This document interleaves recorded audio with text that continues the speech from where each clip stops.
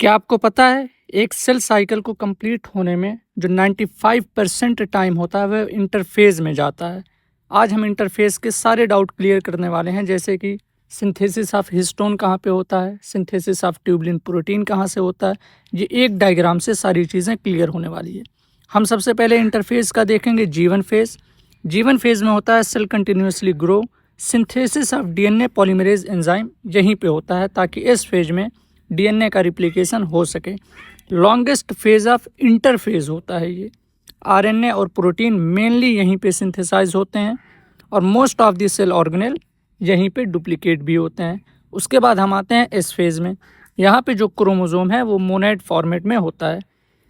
इस फेज में होता है डीएनए और हिस्टोन प्रोटीन दोनों का synthesis.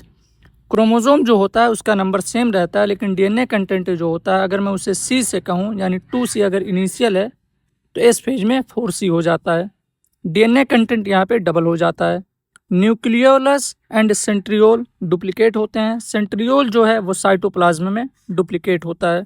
Cell cycle will not stop when a cell enters in S phase. अगर कोई सेल इस फेज में पहुंच चुकी है तो वो कंप्लीट ही करेगी अपनी सेल साइकिल। उसके बाद आते हैं हम G2 फेज में। G2 फेज में होता है आरएनए और प्रोटीन का सिंथेसिस, यहाँ पे भी होता है, और ट्यूबुलिन प्रोटीन का भी सिंथेसिस यहीं पे होता है स्पिंडल फाइबर के लिए। उसके बाद आता है साइटो कैरियोकाइनेसिस और उसके बाद हो जाता है साइटोकाइनेसिस।